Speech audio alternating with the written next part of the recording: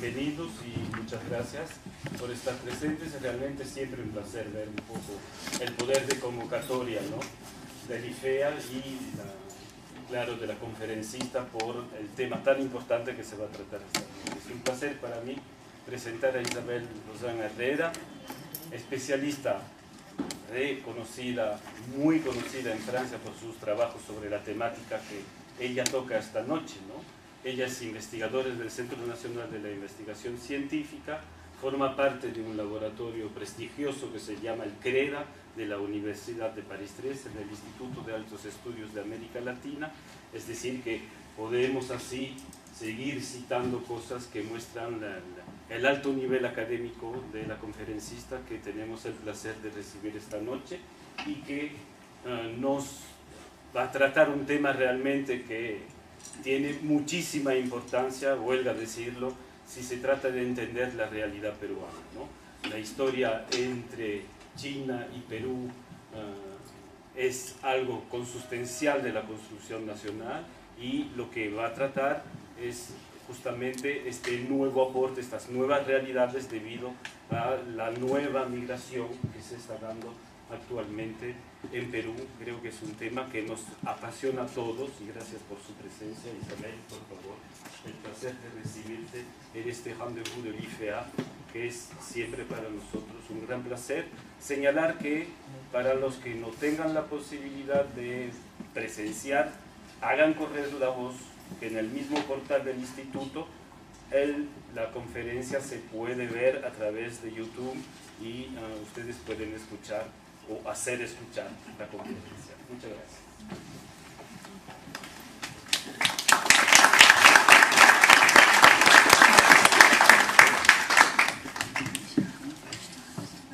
Quisiera, ¿me escucha? Ya, primero quiero agradecer al Instituto Francés de Estudios Andinos por su invitación, así que a ustedes por su presencia. Primero le voy a decir, no me gusta hablar en público. Soy bien habladora en privado, pero en público es otra cosa. Ya, entonces es cierto que este tema es un tema que con los grandes cambios a nivel mundial a los cuales estamos asistiendo, a nivel económico y a nivel de la sociedad en general, este tema sí es importante. Y en el Perú más que todo porque es un país que hace ya 163 años ha recibido los primeros trabajadores contratados, para no decir culi, chinos, que vinieron a apoyar el desarrollo económico de este país, de Perú. Entonces, esta presentación tiene como ambición hacerles conocer un poco mejor lo que es la comunidad china en la actualidad. No voy a poder desarrollar la parte histórica porque me va a hacer falta el tiempo, ¿no? Sino que voy a tratar de exponerle datos que no son muy conocidos y que he utilizado en gran parte para este estudio y que son en base de datas de, banco de datos que he realizado, construido a través de una documentación a la cual accede en la DIGEMI, en la Dirección General de Inmigración, dos veces, una vez en 2004 y otra vez en 2010, para actualizar un poco los datos y también ver si podía tener otro tipo de información. No ha sido muy fácil, pero son valiosos. Y entonces también he hecho entrevistas con gente que, más que todo mujeres, que no va a aparecer aquí, pero solamente como información, como mujeres que han inmigrado en el Perú desde los años 1980 y que me han contado un poco su vida. Entonces a través de sus relatos también tengo una idea de lo que ha podido pasar. Entonces, en el pasado también lo que me habían interesado en el caso de la comunidad china y he escrito artículos sobre estos temas era justamente el problema de la identidad y de la integración de los chinos a la sociedad peruana, en la sociedad peruana. El rol, por ejemplo, de la adopción del catolicismo en la construcción y conservación de esta identidad, el papel de la economía y de las élites y la situación particular de las mujeres.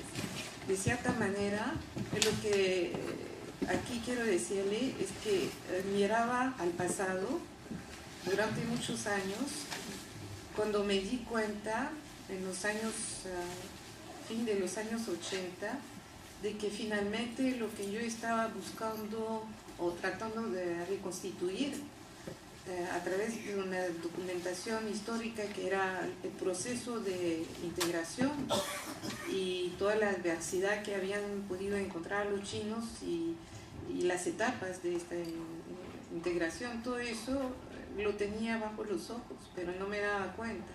Es decir, que sí sabía que había una nueva inmigración, pero lo que faltaba y que nadie hacía era qué es lo que estaba pasando con esta nueva inmigración. Es decir, yo tenía que retomar los mismos temas que lo que había visto para el estudio histórico y ver, justamente yo tenía esa suerte, era ver qué es lo que pasaba actualmente con las mujeres, con las élites, con los problemas para venir en el Perú, con un montón de cosas que ya era como un ciclo, volvía en la escena peruana. Entonces es por eso que empecé a trabajar este tema. Entonces, como le he dicho, traté de encontrar fuentes relativamente fiables y son los pedidos para el año 2002, que yo vi en 2004, pero no podía acceder solo al año 2002, fueron los documentos que llenaban los chinos en China y remitían los consulados que los transmitían en el Perú a la DGMI y que exponía sus razones para pedir una visa. Entonces esos documentos me han permitido saber cuántos hombres había, cuántas mujeres, hacer el perfil, cosas que no se sabía, no se conocía, hacer el perfil de estos inmigrantes. Y después también lo que fue más interesante fue el caso de los garantes, porque para que vengan tenían que presentar garantes. Entonces el perfil de los garantes en sí mismo era mucho más interesante, en la medida de que, por supuesto, se volvía a saber cuántas mujeres o hombres estaban de garante, pero más que todo era porque ellos a 70, como les voy a decir, a 75% eran chinos que habían entrado en el Perú desde menos de 10 años. Entonces habían sido también a su vez, en su momento, nuevos inmigrantes, de los que vinieron en los años 90. Entonces era interesante saber cuál había sido su progresión, en qué se habían, en qué sector económico estaban, porque para ser garante se necesita tener fondos económicos, ¿no? Entonces eso fue la primera fuente de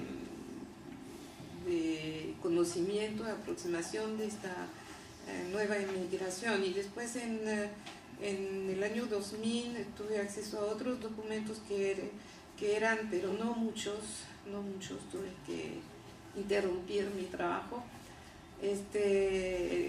acceso a los pedidos de lo que se llama cambios de estatus migratorio, o sea, cuando uno entra como turista y que pide a pasar de turista o a residente o a negociante o a inversionista, que son tres estatutos diferentes, y según los cuales tienen que presentar o no un dossier para obtener ese cambio. Entonces, en ese caso he visto unas demandas de cambios de estatus y eran de inversionistas. Entonces, se ve en qué sector los nuevos inmigrantes, en qué sectores ellos van proyectando sus actividades. Y ha sido interesante, y luego, gracias a documentos a la vez de la INEI y de la DIGEMIN, hay una manera de poder conocer mejor, pero más que todo lo que buscaba era, y lo vamos a ver, cuántos chinos en realidad vivían en el Perú. Entonces, a través de esos documentos se ha podido cuantificar más exactamente los que contestan o que se manifiestan a través de los censos. Pero es más que probable, pero es cierto que muchos no responden o no están presentes cuando vienen los censos. Entonces, quiere decir que es solamente una selección ya de personas integradas y capaces de contestar a nivel de los censos que está representada. Entonces, quisiera que miremos el cuadro porque la gran pregunta, en fin, para muchos de ustedes, los que se han dado cuenta de que ya esa inmigración había empezado, que ya había nuevos chinos en las calles, no solamente en el barrio chino, pero también en varios de distritos emergentes, grandes ejes urbanos. Entonces la gente se pregunta, pero ¿de dónde vienen tantos chinos? ¿Quiénes son? ¿Y cuánto hay? ¿Por qué no se puede cuantificar? O sea, la respuesta a veces es un poco sorprendente. Entonces, ahí voy empezando con el... ahí está, de 1876. Digamos que después de la trata de los Culi va de 1849 a 1876. En 76 hay un tratado entre el Perú y el primer tratado de amistad y comercio entre Perú y China que pone fin a la trata de los Culi, y lo que además de que a los mismos chinos le da un reconocimiento como cívico, ¿no? Entonces son ciudadanos chinos a partir de realmente este momento. Además tienen un embajador en Estados Unidos que puede defenderlos. Entonces a partir de ese momento ya la entrada de los chinos va a ser libre.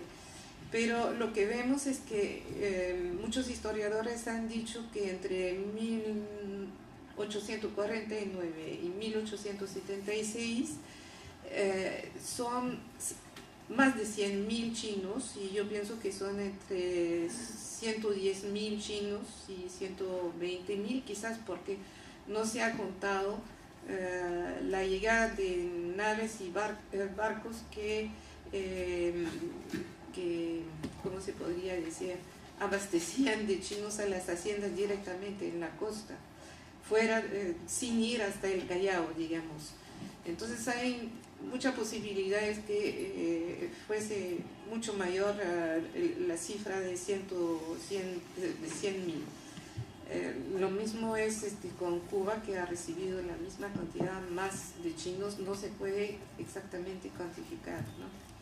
Entonces, lo que vemos es que al fin de la trata de los Culi solo quedaba 49.779, digamos 50.000 chinos, para una población en la época de 2.700.000 habitantes, y había concentraciones muy fuertes, por ejemplo en Lima había 10% en la época de los habitantes que eran chinos. muchos ya se ha dicho sobre esta cifra que muestra que ha habido pérdidas. Muchos piensan que es porque se han muerto muchos chinos en ese lapso de tiempo, y es muy posible que sea debido a eso. Después, en el Perú no hay censos hasta 1941, y la pérdida a nivel de la población china es mucho mayor. Cae a 10.915 chinos según el censo nacional, y hay que ver que a partir de 1909 se cierran digamos, hay una política muy en contra de la inmigración china y una sucesión de reglamentos, de leyes que son muy racistas, y todas esas leyes y todas esas medidas que se toman entre 1909 y 1931 y hasta la Segunda Guerra Mundial son exactamente las mismas leyes que se aplicaron en el estado de San Francisco después de que el estado de San Francisco en 1882 emitió se llama el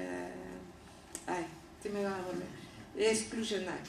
Es decir, que a partir de este año se prohibía totalmente la inmigración china, y se empezó también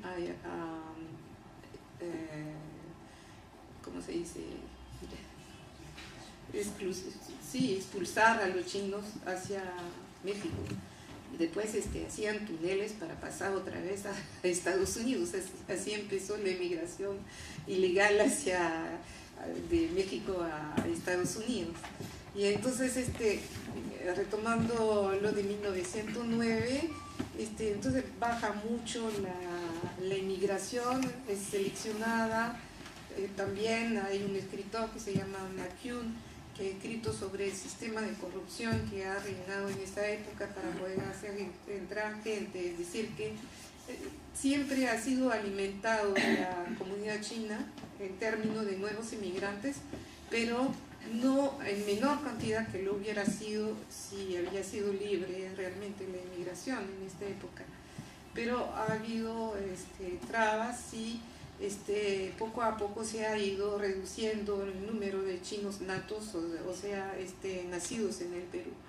Y eso se ve en 1949 con el número de chinos que han muerto de viejez y el hecho de que no se ha renovado la comunidad. Después, en 1972,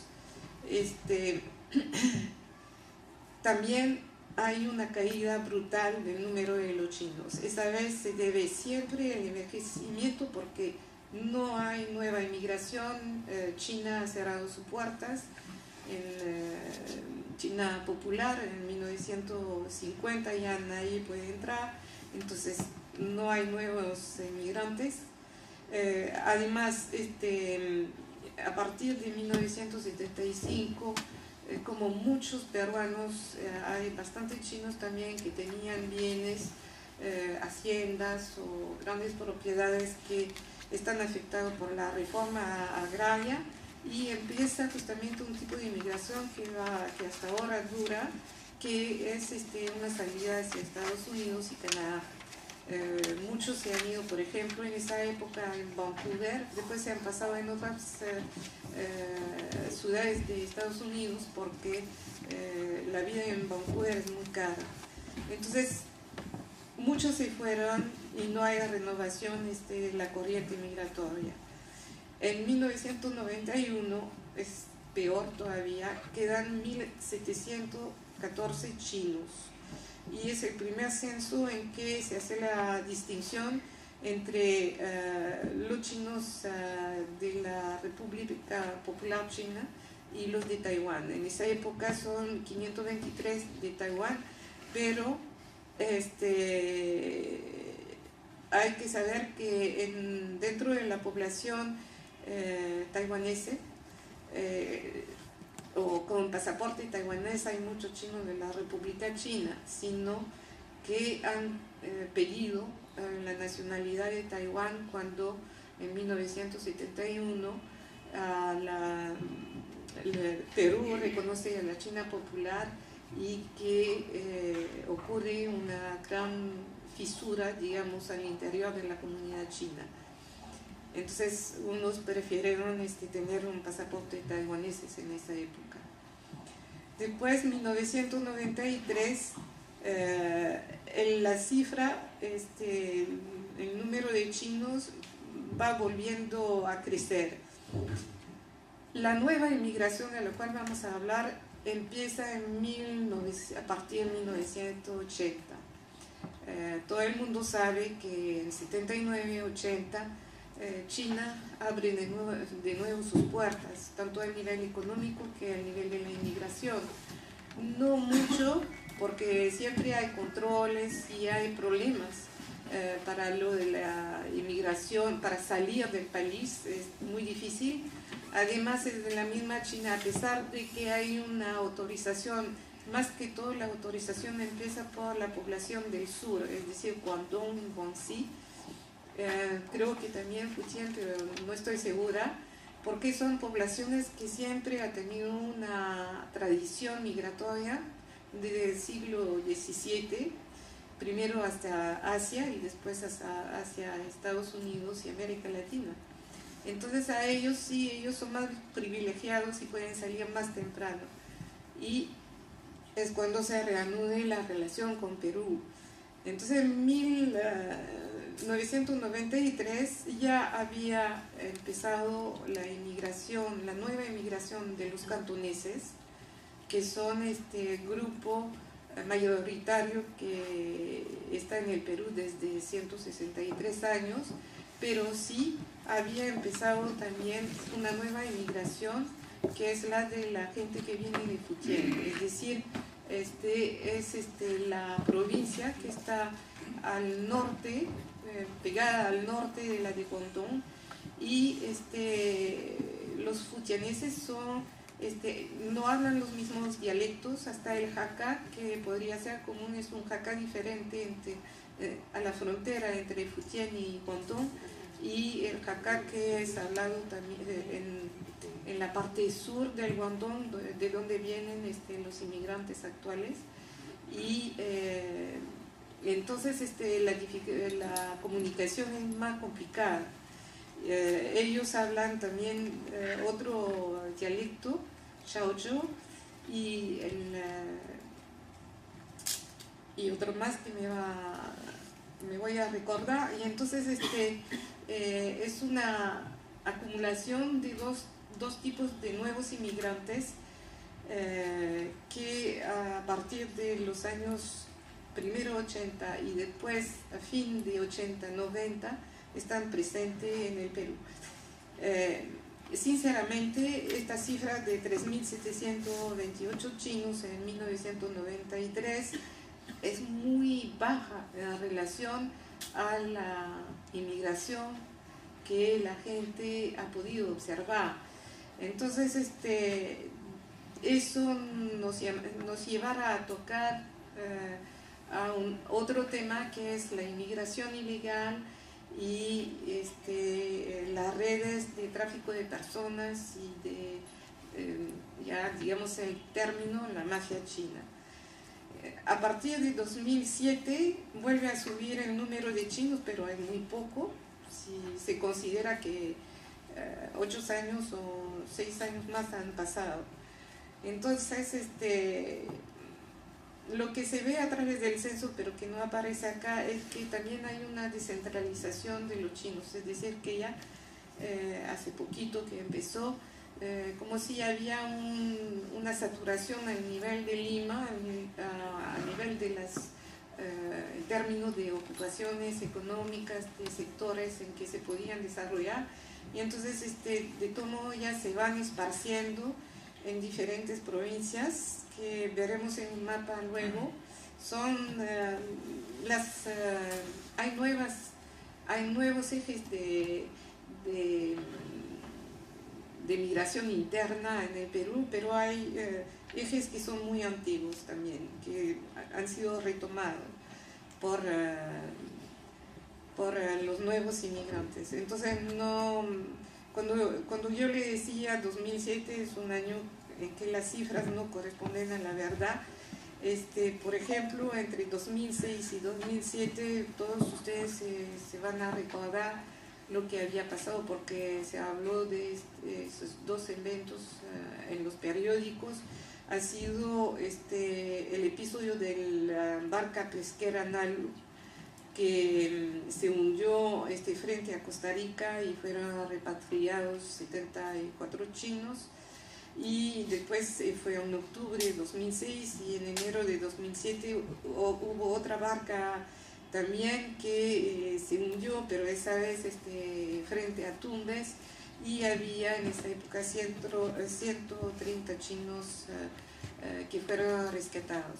Entonces, a partir de eso, la red que existía, que hacía entrar a los chinos en el Perú, no siempre para quedarse en el Perú, pero más bien porque el Perú en la época era un país trampolín. Entonces esa red desvió sus rutas y hubo un periodo en que hubo menos problemas de este tipo, pero como las rutas cambian cada rato y que las cosas se les saben después, no sabemos en qué está ahora la situación. Ahora, en 2010 hemos podido calcular a partir de cifras del INEI que había 5.533, no está acá, 5.533 chinos establecidos en el Perú. Ahora bien, para que se den cuenta del problema de las cifras, cuando yo estuve en 2004 en la DIGEMI, había pedido al responsable de naturalización del sector estadística que me saque el número de cifras, el número de naturalizaciones de chinos. Y él muy gentilmente me dio una cifra que no es oficial y que era de 18.604 naturalización de chinos en el Perú. O sea, hay una gran interrogación, si se puede decir, cómo se han podido naturalizar más de 18.000 chinos en ese lapso de tiempo, en 13 años, cuando en los mismos 13 años nunca han entrado ni han vivido en el Perú este número de chinos. Después este año he vuelto a pedir una cifra, pero de manera mucho más oficial, y me han dado una cifra oficial que no coincidía, pero que también era mayor a el número posible de entradas de chinos en el Perú. Entonces ya estamos con esos problemas. Ahora quería abordar las razones del declive de la población china en el Perú. Hay varias explicaciones posibles. Durante los 100 años que han recién pasado, se aplicó y se emitió una política de leyes en contra de la inmigración, tanto por razones de prejuicio racial, económico, y por ejemplo en 1909, cuando acá se acaba la libre entrada de los chinos, es una oposición que viene del medio obrero y sindicalista, y que también es llevado por los intelectuales, lo que es muy raro porque por una vez tenían el mismo enemigo. Entonces es así que se puso fin al tratado de amistad con la China, y que acabó también la entrada libre de los chinos.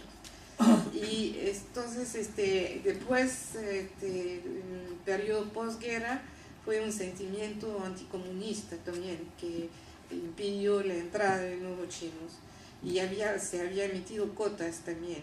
Entonces que todas esas medidas se aplicaron en el Perú. Son medidas, como ya les he dicho, que existían en otros países de América Latina. No hay que recordar, por ejemplo, que donde la inmigración china, al mismo tiempo que en Perú donde ha sido la más fuerte en América Latina, es Cuba. Y cuando los Estados Unidos dirigen el periodo de transición en 1902 en Cuba, la primera cosa que hacen es también prohibir la inmigración china. En consecuencia, bajó drásticamente el número de chinos residentes en el Perú por falta de aporte de nuevas generaciones que puedan revitalizar la comunidad china y de los chinos nacidos en China.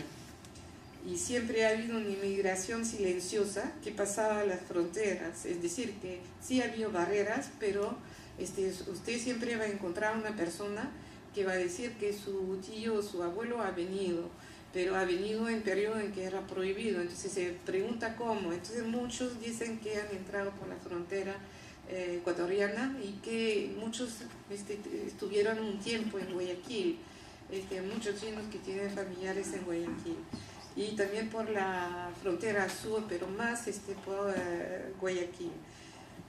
Entonces, eso permitió que no desaparezca totalmente con el tiempo la presencia de los chinos legítimos, digamos los chinos natos en el Perú, pero no fue tampoco suficiente para impedir su lenta disolución, ¿no? Por el otro lado del Pacífico, en la China, tampoco los chinos no facilitaron la salida de sus nacionales, ¿no? Entonces, por ejemplo, la familia de los chinos de ultramar en una época fueron castigados, humiliados públicamente. Entonces, de la misma manera, por el lado chino había manera de escaparse, pasando por Hong Kong o por Macao, y hay también chinos que lograron entrar en el Perú pasando por esas rutas. Entonces, este cuadro también nos hace poner dos preguntas. En estas circunstancias, ¿cómo sobrevivió la comunidad china en el Perú? Y la otra es cómo puede ser que en 2007 en el Perú solo se ha podido contabilizar a 3.450 chinos. Yo pienso que ustedes están de acuerdo conmigo pensando que es muy poquito, ¿no? Entonces,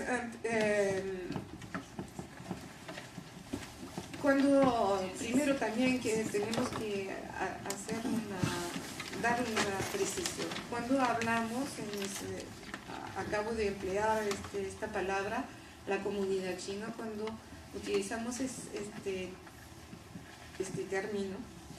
estos términos, en la realidad hay una equivocación, porque cuando hablamos de comunidad china, para los peruanos la comunidad china es el conjunto de todos los chinos, es decir, el chino nato, los descendientes de chinos, el barrio chino, los dragones, es algo como una imagen, como un todo, ¿no?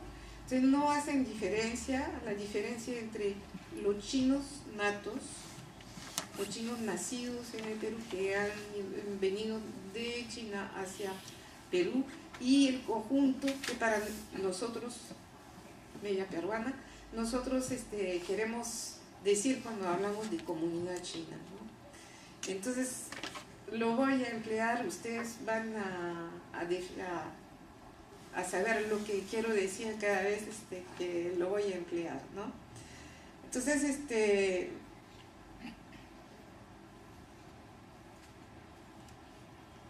también quizás es el momento de hablar haciendo esa distinción de los Tuzán.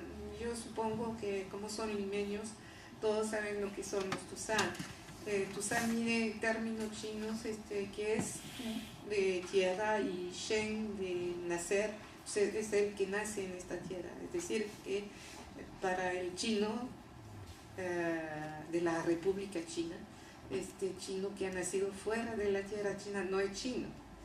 Entonces hay un término para designarlos, y este término se empleó, tuvo su despegue, digamos, a partir de los años 30, y cuando la revista Oriental, que es la primera revista china, que todavía tiene vida, que está publicándose y que es la más antigua de todo el Perú, más antigua que todas las revistas peruanas. Entonces, en esta revista, que en sí mismo habría que hacer todo un trabajo sobre esta revista, es la primera que difunde el término Tuzán, ¿no? Y que le da un poco nobleza a ese término, que pide que se respete a los descendientes de chinos como de Tuzán. Primero son los nacidos en el Perú, pero de padre y madre china. Poco a poco en el tiempo van a ser de padre chino y de madre peruana. Entonces serán mestizos o de padre o de madre media china, media peruana. Y después, ahora actualmente, como más se reduce la comunidad china y más se ha amplificado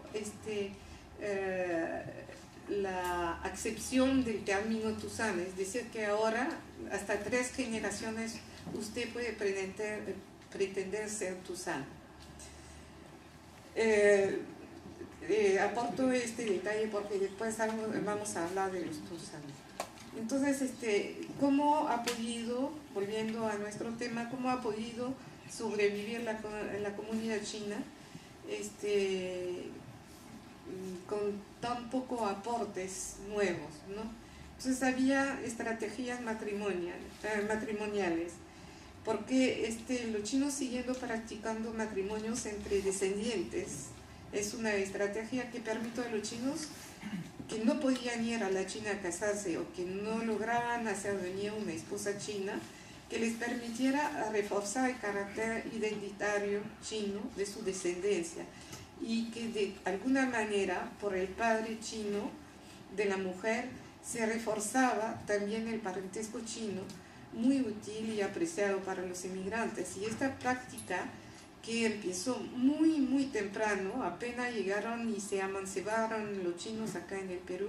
Yo lo he visto para los años 1870 en pueblos de la Sierra Central y lo he publicado, toda la estrategia. Y esta práctica en ciertos medios sociales, más que todo elevados, ha permitido y permite todavía de reforzar un grupo de gente de ascendencia china y que defiende la identidad china de cierta manera. Después, ¿qué otro factor ha podido permitir que la comunidad china siga viva, digamos? Es la gran, ¿cómo se podría decir? Los chinos se convirtieron al catolicismo a partir de los años 1860 en gran cantidad. Es un fenómeno que no se conoce bien porque intervienen los hospitales y las hermanas de la caridad, que son francesas, también en parte las misiones extranjeras que estaban en China. Había un obispo, el obispo de Hong Kong, que era hermano de Raimondi, y el obispo de Hong Kong vino 2 veces en el Perú para justamente alentar a los chinos católicos a formar en la comunidad. Y casi lo lograron, sino apoyado por el gobierno peruano. Fue durante la guerra con Chile, pero intervino la embajada china que estaba en Washington y les impuso otro sistema de organización justamente para escapar a esta catolización de los chinos en esta época. Y entonces, pero a partir de ese momento, y gracias a una persona que es poca conocida, que se llama la Beatita Dominga Gascón, ha habido un gran número de chinos que se han convertido y que han empezado a formar comunidades católicas, que sean mujeres católicas, también hijos. A principio han sido jesuitas, pero después, a partir del momento que los jesuitas regresan en el Perú, Después, mucho más temprano, a partir de 1861, cuando también se forma la vicaría china acá en el Perú, a manos de los franciscanos. Entonces, esa, ¿cómo se podría decir? Encadrement, ¿alguien sabe? Encuadramiento. Sí, marcamiento, no sé cómo se podría decir, de la Iglesia Católica ha sido muy fuerte y sobre todo para valorizar la identidad china de los descendientes de chinos o los chinos que iban en el colegio Juan 23. Entonces, eso ha sido un elemento que ha reforzado la identidad china, ha reforzado también, pero el hecho que vivan entre ellos, y ha reforzado el hecho que tengan también a través de formaciones de varias sociedades de tusanes, de que ellos tengan su propia vida, aparte de los chinos natos, y que tengan ese orgullo también de ser descendientes de chinos. Entonces, lo que también tenemos que subrayar en ese sentido ha sido el rol cohesionador de las asociaciones y sociedades. Sobrevivió esta comunidad también, por último, gracias a lo que hubiéramos tenido que mencionar antes, en primer lugar, es la capacidad de los chinos a organizarse en sociedades, y que lo que permitía al inmigrante de enfrentar las adversidades, encontrarse en el destierro, ¿no? Estas sociedades, cuya fundación remonta a los años 1864, son muy antiguos. Es el caso de tres de ellas: la sociedad Hakka, que después se llamó Tunsin, la Cuigang, que se llamó Puganshao, y después la Cantonesa, como aparece en 1864, que después se llamó Puyi.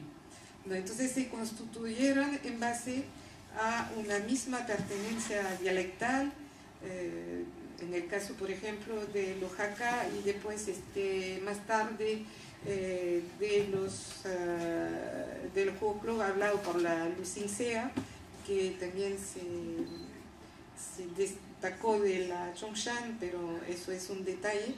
Entonces se formaron en base a un mismo dialecto, o más que todo lo que es más conocido como forma de asociación, lo que llaman Huiguan, es decir, que en base a la pertenencia a una misma zona, un mismo distrito, misma zona de inmigración, ¿no? Entonces es así que hay sociedades como Chongshan, Punyu, Hoxan, Nomhoi, que se han fundado en base a la misma origen regional, ¿no? Entonces, para que vean, también a principios del siglo XX había 30 asociaciones, 3 regionales, sean los Huigan. Después había 6 de lo que se llama de moralidad. Entonces, en que se virtuaba en ellas a seguir ciertos conceptos morales muy confucianistas. Después 2 sociedades secretas, 4 de comerciantes gremiales, una corporativa. Y después, más tarde, y eso también es el resultado del decrecimiento del número de chinos natos que vivían en el Perú. Entonces llegamos a 1986, y quedaba solamente 8 Huiguan sobre los 13 de 1920. 4 sociedades regionales habían desaparecido, 5 de las comerciales que existían habían desaparecido, 5 de moralidad también habían desaparecido y las sociedades secretas también habían desaparecido. Entonces, pero había una nueva y que corresponde también al fenómeno en 1986, o sea, había una nueva que era de los chiferos. Y 2 nuevas también en relación con actividades, una cultural y una de deporte. Y en este documento del año 86 aparece que había 10 sociedades en el norte del país, 7 al sur y 3 en el centro. Pero no se puede comparar porque no se tiene cifras por los años anteriores.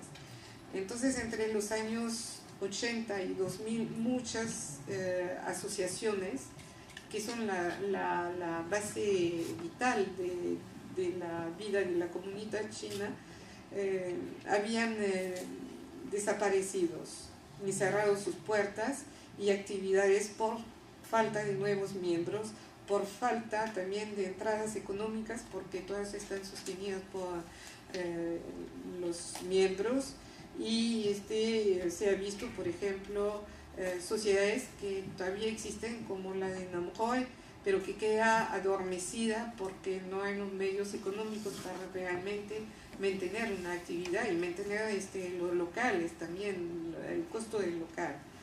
Entonces, eso, pero hay muchos de los limeños que van al barrio chino que ni se dan cuenta de la vida asociativa, que ni conocen, quizás conocen el templo Tunsin, porque muchos van todavía, porque ahí los peruanos van a hacer un sincretismo por Huancón, que llaman Sanacón, entonces todavía había gente que lo frecuentaba, pero muchos de los limeños no conocen el gran número de sociedades que había y que hay todavía. También hay que añadir como elemento de cohesión la aparición desde 1800, creo que no me acuerdo, casi 90, creo, 1890 sale un primer periódico que se llama El Internacional, que es constitucionalista en esta época, que no estamos a la víspera de la revolución en China. Entonces hay gente que todavía no quiere separarse del sistema imperial, ¿no? Pero que quieren un poco como el modelo inglés, una constitución. Y después nacen, por supuesto, el Manchimpo, la colonia china. No voy a enumerar todos los periódicos que han aparecido y han sido publicados. Como yo le señalaba antes, la revista Oriental, cuyo hijo del fundador está acá, es realmente un elemento muy importante como guardián de la identidad en esa época, de la identidad china.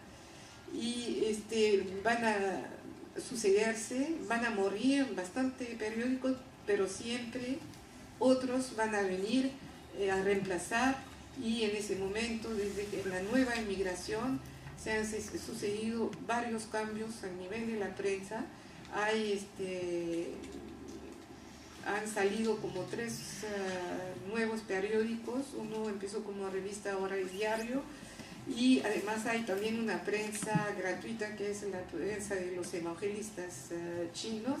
Entonces hay una multitud de expresión que con la nueva inmigración ya está brotando de nuevo, lo que es un buen signo.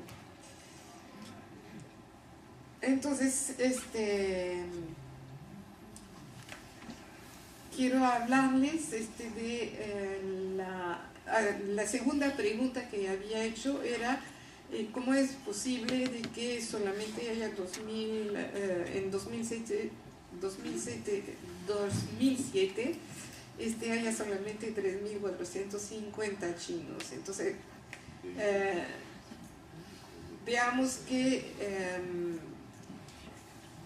en los años 80, el momento que se abren las fronteras,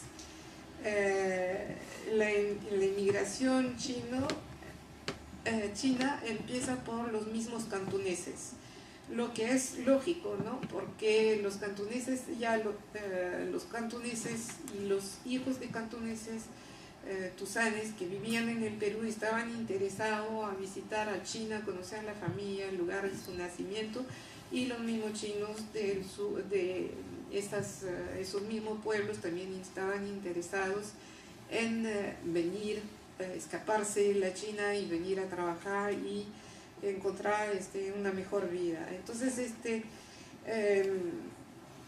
empezó digamos la nueva ruta empezó. ¿Qué? No, me falta como 15 páginas.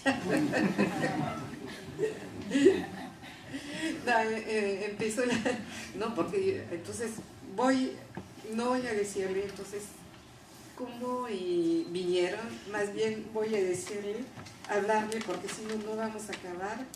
Ya me están haciendo gestos desesperados como semáforos, entonces voy a hablarle más que todo de los nuevos grupos, además de la gente de Futien que han entrado. Entonces, si bien ahora tenemos el camembert, eso es la gente de Futien, aquí se ve ahora cómo están repartidos los chinos. Están repartidos casi ahora de igualdad entre los de Cantón y los de Futien. Lo que es realmente un trauma para la gente cantonesa, porque siempre ha estado dueña de su barrio y está la única comunidad china aquí en el Perú. Ahora están los nuevos inmigrantes de Futien por 30%.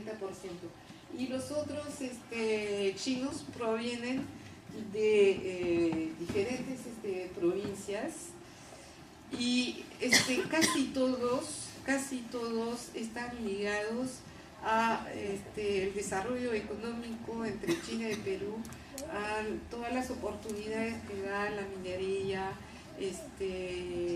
los grandes proyectos que hay en el Perú compartido con China. Y entonces ellas han venido como empleados. A veces hay unos que vienen con inversiones, así su propia iniciativa, vamos a ver, pero no es una inmigración totalmente diferente de la de los Futien. La de los Futien, a pesar del hecho que han venido a través de redes ilegales, a través de trata de gente, a pesar de eso es una inmigración muy parecida a la de Cantón, que tiene cierta familiaridad con la de Cantón, y porque tienen ellos una historia migratoria. También en el Futien la gente inmigrada salía de esta provincia desde el siglo XV y antes. Entonces no es igual que toda esa otra parte de la figura que hemos visto, que son gente que nunca han salido. No hay tradición migratoria en esas otras provincias. Son gente que vienen para un trabajo. Y además, en término, para saber qué término hay que emplear, no se sabe todavía si son inmigrantes, si son residentes, si son gente que transita también en el Perú. Se sabe muy poco. A través de la documentación a la cual he tenido alcance, he podido hacer como un nuevo perfil también, y es hablando de un primer grupo, que es el grupo del Zhejiang, de Shanghai y de Jiangsu. Entonces, si pones el mapa, ya. Entonces, no sé si pueden ubicar, el Zhejiang es justo por el otro lado de Futien, yéndose por Shanghai. No sé si ven ustedes. El Chetión es una provincia que también ha dado bastante inmigrantes, que se llama Huenchó, que hablan el Huenchó, y que esos inmigrantes se han repartido mucho en Europa. Tienen una actividad muy fuerte en Europa, en España, en Francia, en Italia, y también tienen sus redes, también forman una comunidad muy fuerte. Pero aquí también veamos gente de Shanghái y de Jiangsu. Este grupo, hay que saber que en ese grupo de personas residentes en el Perú que pertenecen a esa zona, 90% son hombres, y son hombres jóvenes de 21 a 40 años. Lo que si pensamos en el caso de la gente de Futien, la gente de Futien está como la gente de ahora, al mismo nivel que los cantoneses, o sea, son casi mitad mujer y mitad hombre, lo que es un paso adelante extraordinario en cuestión de inmigración, ya que antiguamente solo migraban los hombres, y en el Perú siempre hasta ahora habían inmigrado los hombres, muy pocas mujeres había. Entonces, ahora que haya paridad a nivel de la inmigración, casi paridad, es un paso adelante, porque ahí se forman familias y hay más estabilidad, digamos, más estabilidad que grupos de chinos que vienen solteros entre 21 años y 40 años para hacer un trabajo de empleados en empresas, ¿no? Y como le digo, 90% son hombres, ¿no? En este grupo se encuentran chinos que tienen empresas de importación de maquinaria industriales, sobre todo para minas, y también de importación, de exportación de automóviles. En el sector minero está concernada la Fuda Mining Company, y que importa ese tipo de personas, que emplea y hace venir esos chinos. Estas compañías están invirtiendo en el inmobiliario, y entonces emplean gente interesada en todo lo que es explotación minera. También hay proveniendo de esas zonas, hay gente que ha invertido en la explotación forestal, pero también otros sectores como la industria textil, por ejemplo, tiene fábricas en La Victoria, y de importaciones de productos chinos. Un ejemplo de este tipo de inmigrantes, trabajador o como se podría decir, inversionista expatriado, sería el mejor término, es el que proviene de Chetián también, que es Huencho, es el propietario de la empresa Wansing. Y Wansing, por ejemplo, abastece a todo el Amazonas con sus motocicletas. Si ustedes han ido a Iquitos o pueden haber visto esas empresas. También hay nuevos inmigrantes que provienen de la zona del Shandong, de esas provincias. Es un grupo, Shandong, Hebei, Beijing y Tianjin, que es el norte del Perú. Les doy en orden de representatividad, ¿no? Este grupo se compone en su mayoría de personas de alto nivel de educación, 15% de ellos son ingenieros. Y lo que es muy significativo, como se aparentesca, no me acuerdo, se aparente con la inmigración precedente, que es de Chetián. En ese caso también 93 de los migrantes que vienen de esa zona son hombres y vienen como empleados. Entonces la mayoría de los ingenieros, por ejemplo, provienen del Hebei y están trabajando en relación con el desarrollo de la mediana y pequeña minería. Es para distinguir de los grandes grupos de minería, y se puede entender también a la minería ilegal. También se observan muchas personas trabajando en compañías navieras, lo que uno no es difícil imaginar. Hay que notar que Tianjin, que es un puerto, que es también muy importante en China, es un polo de desarrollo en ese momento muy importante, lo equivalente de Shenzhen en el sur, hace muchos esfuerzos para imponerse en el Perú.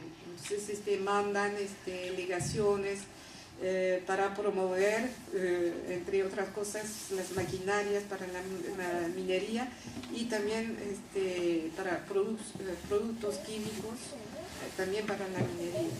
Entonces, en los próximos años es muy probable que nuevos chinos oriundos de esa zona van a venir a residir en el Perú.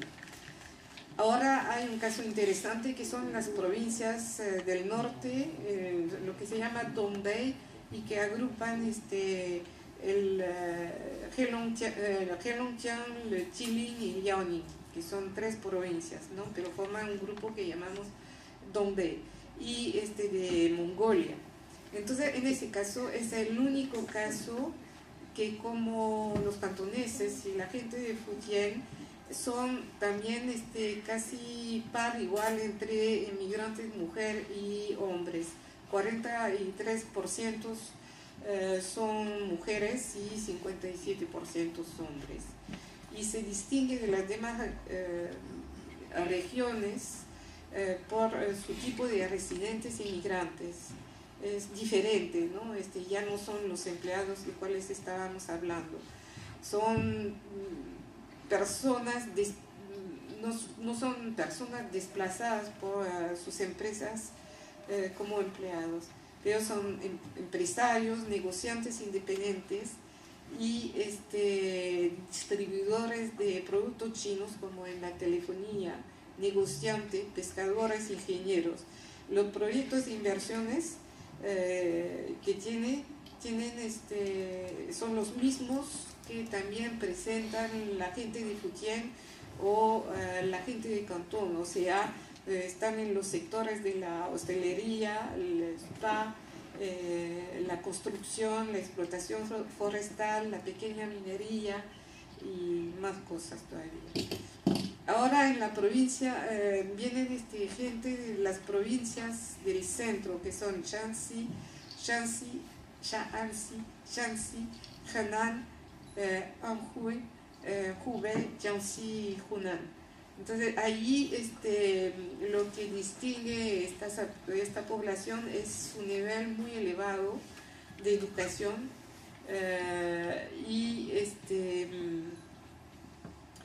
también un nivel muy elevado de hombres, que 70% son hombres y el resto son mujeres.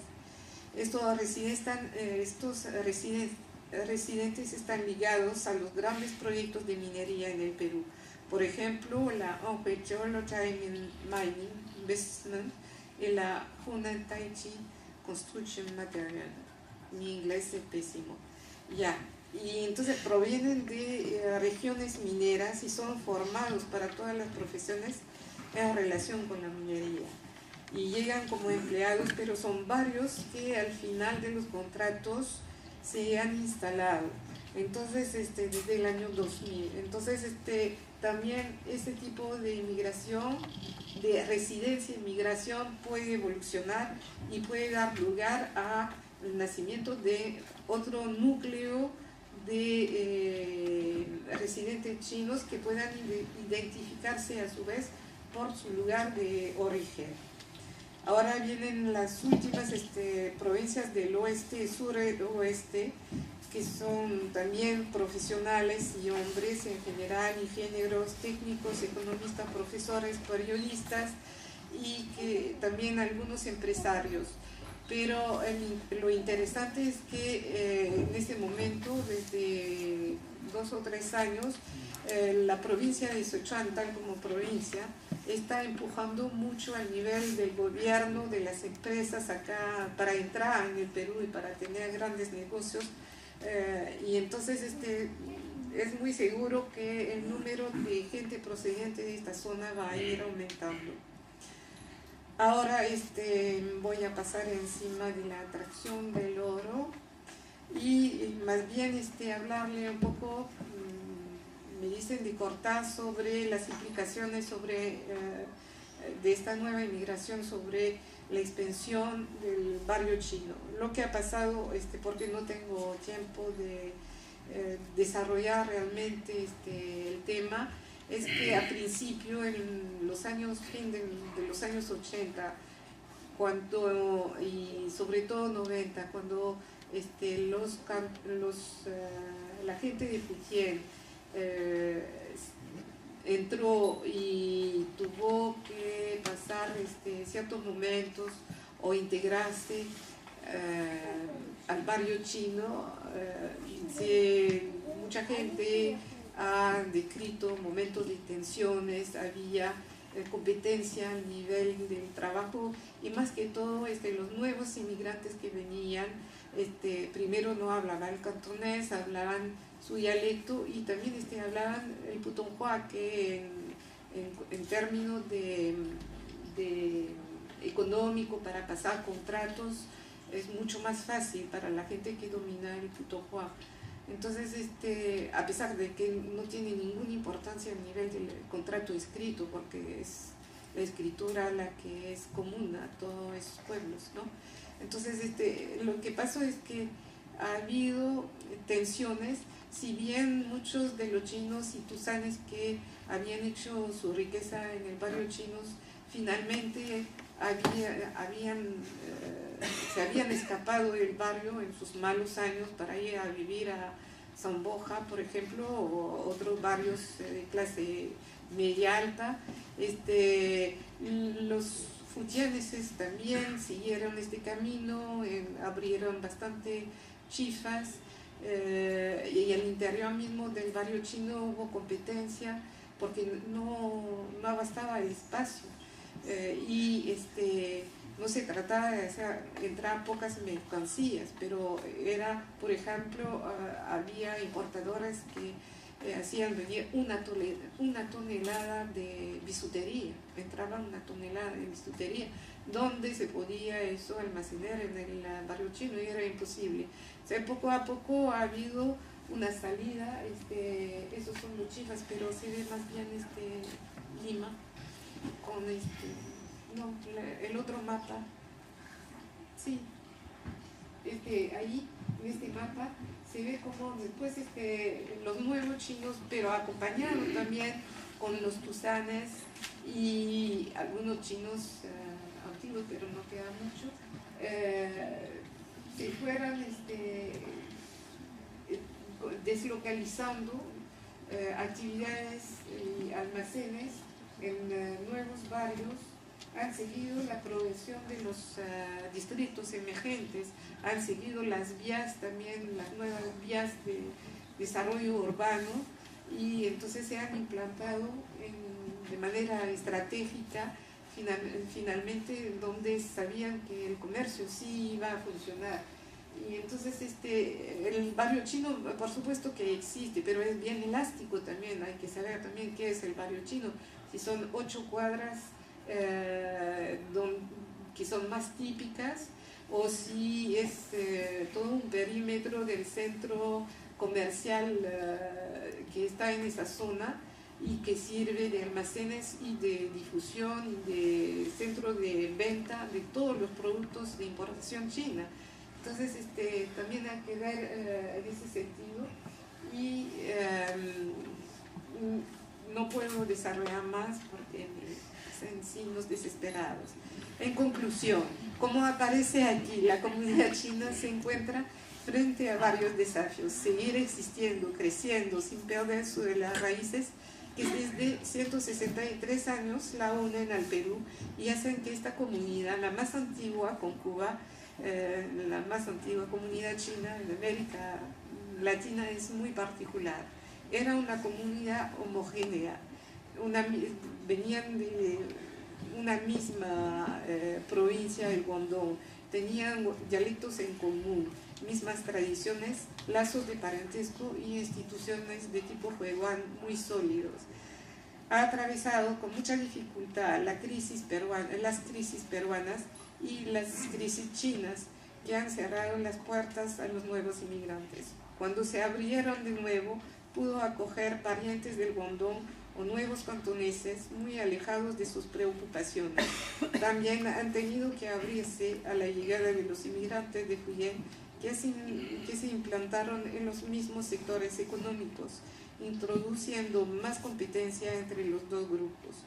Normalmente, los fujianeses tenían como destino Estados Unidos y Canadá, pero muchos se quedaron en el Perú sin que sepamos si están en estado de largo tránsito o si desean establecerse definitivamente, como lo podrían indicar el hecho de que han hecho venir a sus familias en el Perú. Su implantación en el país puede deducirse por la presencia ahora de una segunda generación nacida en el Perú. Su relación con la mafia hace que sean no bien aceptados por los mismos cantoneses. Por ejemplo, en los negocios no son numerosas las asociaciones entre cantoneses y fujianeses. A otro nivel, los de Fujian ya tienen su propia asociación con su propio local. Los de Fujian tienen una ventaja en relación con los cantoneses, son más jóvenes, muy móviles, como lo han demostrado desde que llegaron. Frente a los nuevos residentes inmigrantes provenientes de las otras partes de la China, existe también un desafío, un número no definido, no conocido, de los que vinieron como pequeños inversionistas, industria de la pesca, industria de empaquetados, de acondicionamiento de conservas, producto de mar, de frutas, industria textil, construcción, hostelería, minería, importaciones diversificadas, automóviles. Van a establecerse de manera, si van o no establecerse de manera definitiva. Están en situación de competición con los otros grupos. Ellos no ven en la inmigración como la vivieron los primeros cantoneses. El avión, la telefonía, internet, la rapidez de las operaciones bancarias han modificado la relación con el país de donde viven. Es un simple soporte y puede quedarse así si uno no decide invertir en los sentimientos, el afecto, la atracción. La riqueza de la comunidad china fue su capacidad de compenetrarse del Perú. Los matrimonios mixtos fueron numerosos. Actualmente se siente de parte de los nuevos inmigrantes que practican un fuerte nacionalismo o rechazo al matrimonio mixto.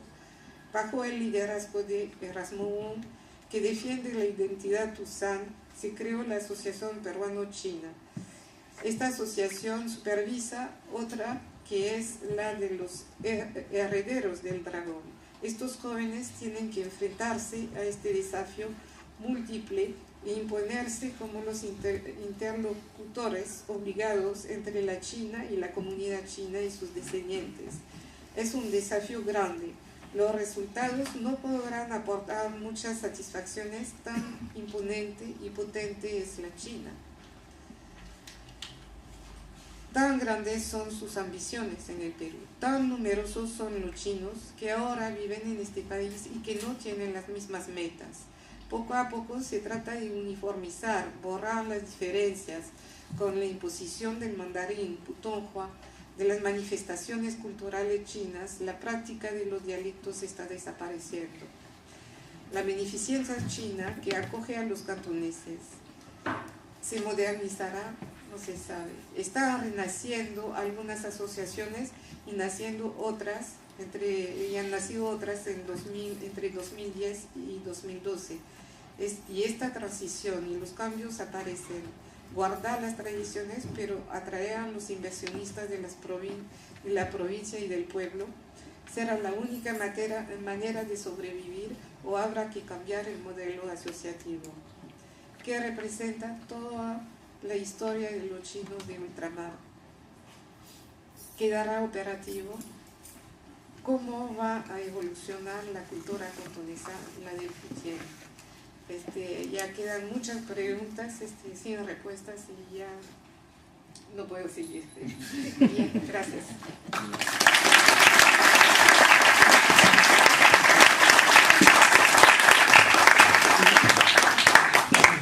No sé si hay tiempo para preguntas porque... Bueno, creo que antes de podríamos aceptar una o dos preguntas rápidas. Lo cierto es que vemos que es un tema inmenso, que las expectativas son enormes, ¿no? Podríamos estar, bueno, dando horas más, ¿no? Sí, falta toda una parte que igual lo hablo. Sí, señor, por favor. Fernando. Estuve recientemente en una conferencia, digamos, de empresarios que veían el tema de las relaciones entre pueblos desde el punto de vista de la economía. Y recuerdo el expositor principal, que era precisamente un francés que vive en Shanghai. Sí, yo estuve. ¿Estuviste, no? Sí, bueno, sí. entonces qué bueno. Sí, me hizo sentir mal. Después Sí. me dices por qué, por favor. Pero la pregunta concreta era esta. Me parece haber percibido que planteó que la inmigración china podría ser, vamos a decir, un aporte interesante para el desarrollo económico del Perú, porque ahora vienen personas con mayor, digamos, capacidad técnica y profesional. ¿Usted cree que esa inmigración, vamos a decir, profesional china, puede producirse en el futuro en el Perú, o existe una tendencia hacia eso, aparte del inmigrante que más bien ha venido un poco a hacer la América, que ha sido el tradicional inmigrante chino? ¿Vendrán más bien inmigrantes con capacidades técnicas que puedan aportar a elevar el nivel profesional y técnico del Perú? Mira, lo que acabo de decir es que sí, va a haber todos esos grupos que hemos identificado, aparte de los cantoneses, de los futienes y de la parte del Dombé, que forman un grupo también especial. Todos esos grupos contienen gente que finalmente no son solamente empleados, pero futuros pequeños inversionistas y que van a venir. Pero lo que a mí me molesta en la fórmula es el paternalismo que hay en esa observación,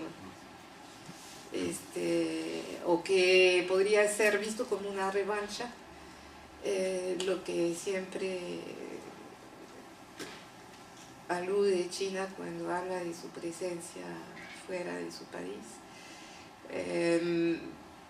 Sí, va a haber sin duda nuevos chinos que se van a instalar, formar no una comunidad como en el modelo antiguo, quizás ya pasando, que se está quizás muriendo en los cantoneses con sus asociaciones. Será otra cosa que hay que inventar también, pero que pretenden discúlpame, salvar el Perú viniendo, no.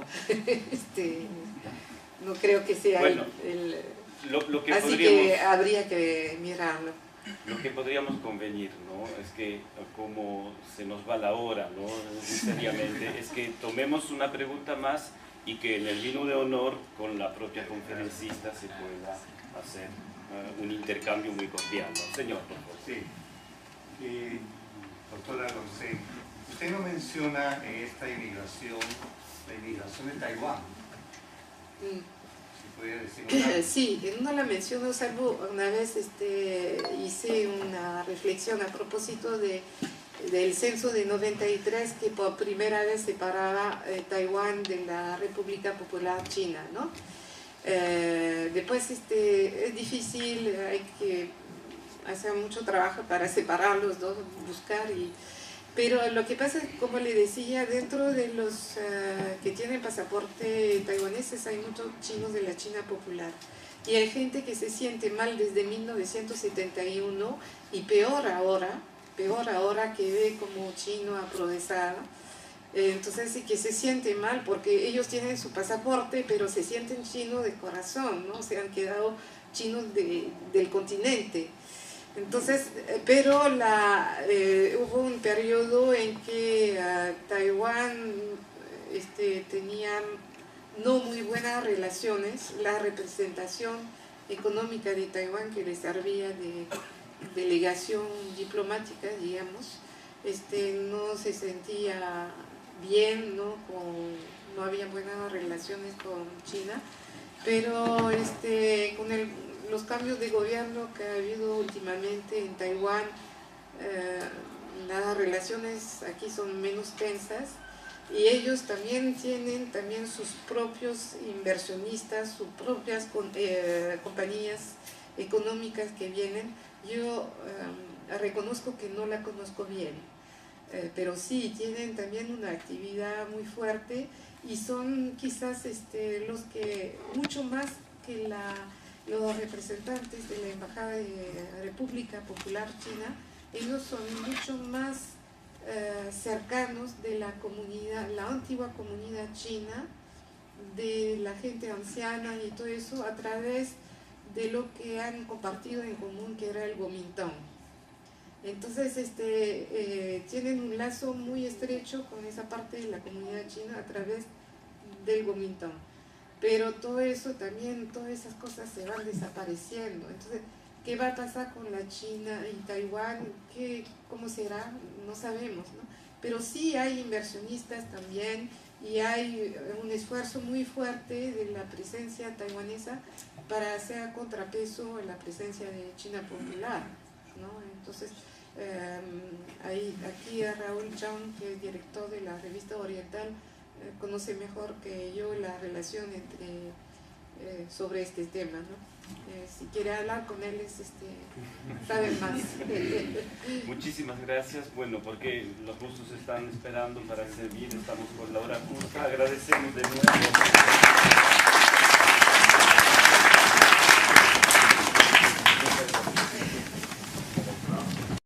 Bienvenidos y muchas gracias por estar presentes. Es realmente siempre un placer ver un poco el poder de convocatoria, ¿no?, del IFEA y claro, de la conferencista por el tema tan importante que se va a tratar esta noche. Es un placer para mí presentar a Isabel Rosana Herrera, especialista reconocida, muy conocida en Francia por sus trabajos sobre la temática que ella toca esta noche, ¿no?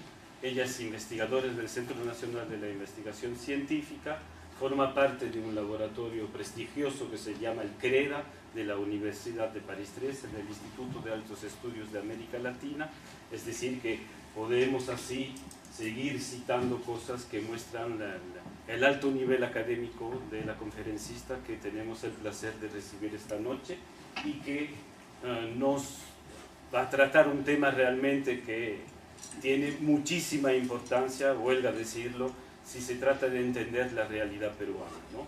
La historia entre China y Perú es algo consustancial de la construcción nacional y lo que va a tratar es justamente este nuevo aporte, estas nuevas realidades debido a la nueva migración que se está dando actualmente en Perú. Creo que es un tema que nos apasiona a todos y gracias por su presencia. Isabel, por favor, el placer de recibirte en este rendezvous del IFEA, que es siempre para nosotros un gran placer. Señalar que para los que no tengan la posibilidad de presenciar, hagan correr la voz, que en el mismo portal del instituto la conferencia se puede ver a través de YouTube y ustedes pueden escuchar o hacer escuchar la conferencia. Muchas gracias. He utilizado en gran parte para este estudio y que son en base de datas de, ¿cómo se dice?, banco de datos que he realizado, construido a través de una documentación a la cual accede en la DIGEMI, en la Dirección General de Inmigración, dos veces, una vez en 2004 y otra vez en 2010, para actualizar un poco los datos y también ver si podía tener otro tipo de información. No ha sido muy fácil, pero son valiosos.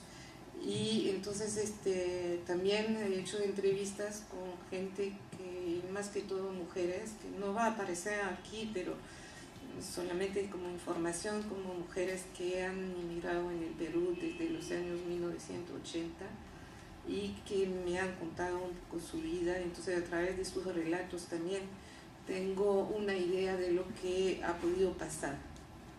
Entonces, en el pasado también lo que me habían interesado en el caso de la comunidad china y escrito artículos sobre estos temas, era justamente el problema de la identidad y de la integración de los chinos a la sociedad peruana, en la sociedad peruana.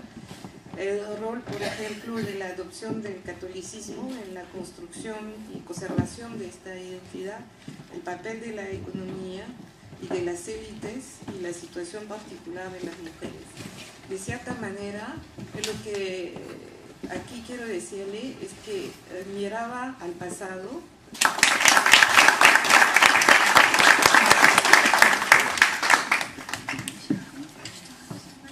Quisiera, ¿me escucha?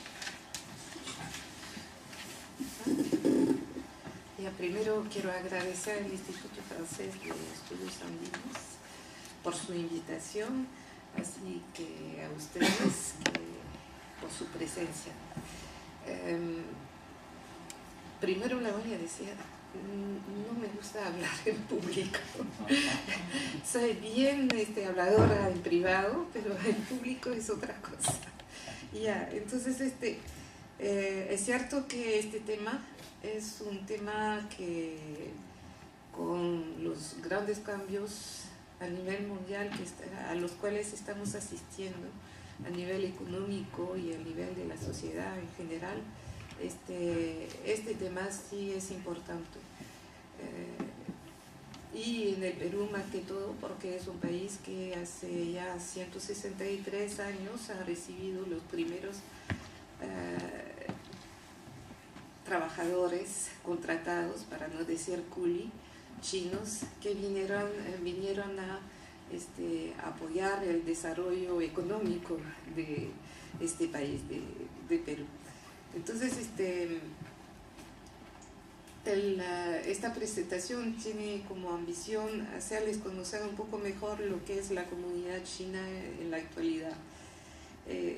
No voy a poder desarrollar la parte histórica porque me va a hacer falta el tiempo, ¿no?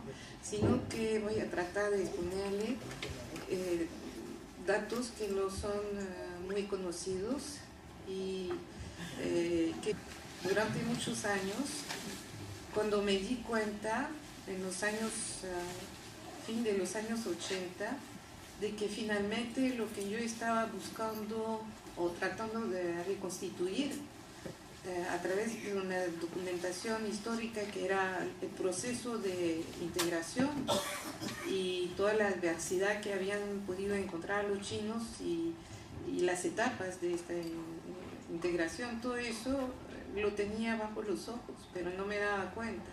Es decir, que sí sabía que había una nueva inmigración, pero lo que faltaba y que nadie hacía era qué es lo que estaba pasando con esta nueva inmigración.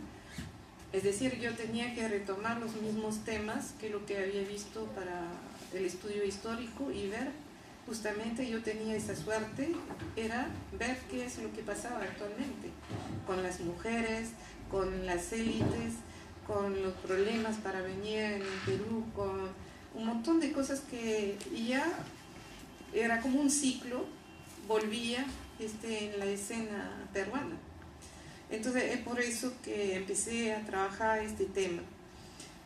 Entonces, como le he dicho, traté de encontrar fuentes relativamente fiables y son los pedidos para el año 2002, que yo vi en 2004, pero no podía acceder solo al año 2002, fueron los documentos que llenaban los chinos en China y remitían los consulados que los transmitían en el Perú a la DGMI y que exponía sus razones para pedir una visa. Entonces esos documentos me han permitido saber cuántos hombres había, cuántas mujeres, hacer el perfil, cosas que no se sabía, no se conocía, hacer el perfil de esos inmigrantes.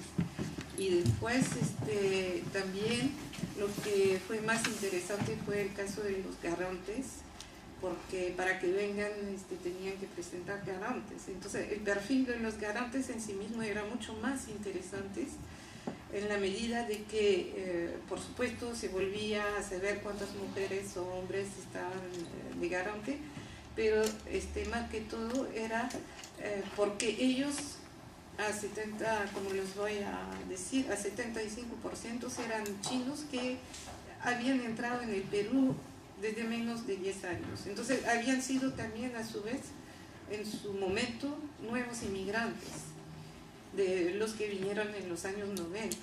Entonces era interesante saber cuál había sido su progresión, en qué se habían, en qué sector económico estaban, porque para ser garante se necesita tener fondos económicos, ¿no?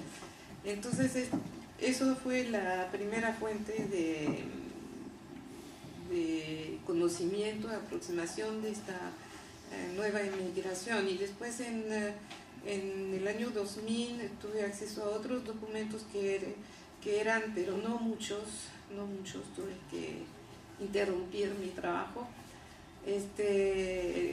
acceso a los pedidos de lo que se llama cambios de estatus migratorio, o sea,